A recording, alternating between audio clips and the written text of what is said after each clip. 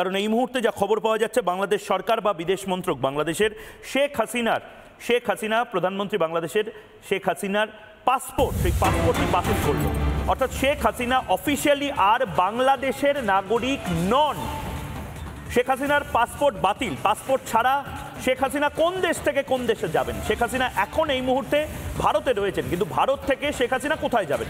Passport বাতিল করলো ইউনূস সরকার। এই মুহূর্তের বড় খবর, শেখ হাসিনার জুলাই আগস্টে ৭৫ জনের যে পাসপোর্ট বাতিল করা হয়েছে, যাদেরকে অভিযুক্ত করা হয়েছে গণহত্যায় জড়িত থাকার অভিযোগে বাতিল করা হয়েছে পাসপোর্ট, তাদের মধ্যে থেকে শেখ হাসিনার পাসপোর্টও বাতিল করা হলো। অর্থাৎ শেখ হাসিনার যদি পাসপোর্ট না থাকে, শেখ হাসিনার ভিসা থাকবে না।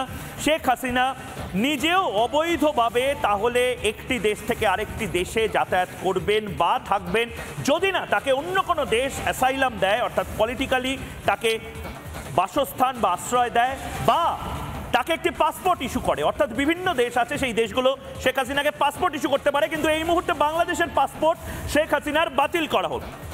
ডেপুটি প্রেস সচিব বাংলাদেশের এই মুহূর্তে কি বলছেন, এই নিয়ে শুনবো। আরেকটা ডেভেলপমেন্ট আছে এই সংক্রান্ত। পাসপোর্ট অফিস থেকে জানানো হচ্ছে যে যারা গুম এবং হত্যা এগুলোর সাথে জড়িত এরকম ২২ জনের পাসপোর্ট বাতিল করা হয়েছে।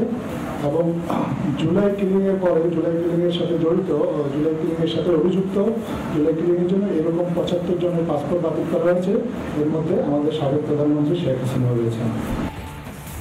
সাদ্দাম হোসেন এই মুহূর্তে রয়েছেন সদস্য জাতীয় নাগরিক কমিটি। এই মুহূর্তে সাদ্দাম হোসেন আপনার কাছে আসছি। সাদ্দাম হোসেন, সাহস তো কম নয় বিজেপির। আমাদের জমিতে আমরা কি করব সেটা নিয়ে এখন বাংলাদেশ মাথা ঘামাবে।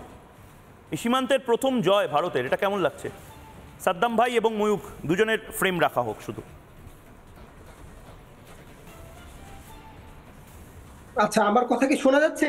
পুরোপুরি শোনা যাচ্ছে। আপনার কথা বাংলা অবধি তো শোনা যাচ্ছেই, দিল্লি অবধি শোনা যাচ্ছে। আপনার না এই মুহূর্তে কথাগুলো মানে কোনো ভুলচুক হয়, আপনি গোটা দেশকে রিপ্রেজেন্ট করছেন। ভালোভাবে খেলুন।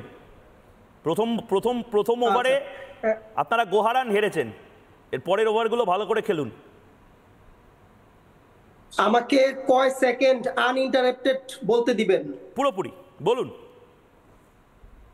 আনইন্টারাপ্টেড বলতে দিতে হবে, অ্যাটলিস্ট ২ মিনিট আমি আনইন্টারাপ্টেড বলতে চাই। প্রথমত আমি বলতে চাই, আজকে ৭ জানুয়ারি ফেলানি হত্যা দিবস, অর্থাৎ ভারতীয় বর্বর, অসভ্য এবং আনপ্রফেশনাল সীমান্তরক্ষী বাহিনী বিএসএফ এর গুলিতে ১৩ বছর বয়সী যে কিশোরী ২০১২ সালে মারা গিয়েছিল, আজকে সেই দিন। শুধু ওই কিশোরী মারা গিয়েছিল না, ওই কিশোরীকে মেরে বিএসএফ কাঁটাতারে ঝুলিয়ে রেখেছিল একজন কিশোরীকে। গল্প আপনি ১ মিনিট ধরে আনইন্টারাপ্ট বলতে পারেন, ঠাকুরমার ঝুলি বা গল্প কাহিনী বলতে পারেন, কিন্তু আনইন্টারাপ্টেড আপনি যদি তুমি বলো, তাহলে আমি আপনাকে পুরোপুরি সময় দিচ্ছি, কিন্তু আপনি বলুন। আপনি ওই যে সিনেমা শুরু হওয়ার আগে বিধিবদ্ধ সতর্কীকরণ যেভাবে হয়, বলুন যে আমি এই যে গল্পটা এখন বলছি সেটা কল্পকাহিনী, বাস্তবের সাথে আরে আপনাকে সিনেমার মতন করে বলতে দিচ্ছি। আপনি নতুন সিনেমা বানাবেন টালিগঞ্জে, আসুন না, টালিগঞ্জে নতুন সিনেমা বানাবেন, শাকিব খানের সাথে সিনেমা বানাবেন, দেবের সাথে বানাবেন, কিন্তু আমাকে বলবেন না এটা সত্যি ঘটনা। কি গল্প দেবেন না, সেটাকে তো বিষয় বলে না। ময়ূকদা, জীবনে কখনো ইন্টারন্যাশনাল কোন ইভেন্টে ডিবেট করেছো ময়ূকদা? এইভাবে তো ডিবেট হয় না। তুমি একা আমার মুখ বন্ধ করে তুমি বলে যাবে, আর সেটা আমার শুনতে হবে। তুমি সত্য বলছো না মিথ্যা বলছো, তোমার দর্শক সেটা বুঝতেই পারবে না। এইটা তো ডিবেটের কোনো, তুমি মিথ্যাটা বলো, তুমি মিথ্যাটা সত্যির মতন করে বলো, কিন্তু কিছুটা রাগঢাক করে বলো। এইভাবে মিথ্যা কথা বলো না। আমাকে ডিস্টার্ব করো না। তুমি না, ডিস্টার্ব করছে না, বলো।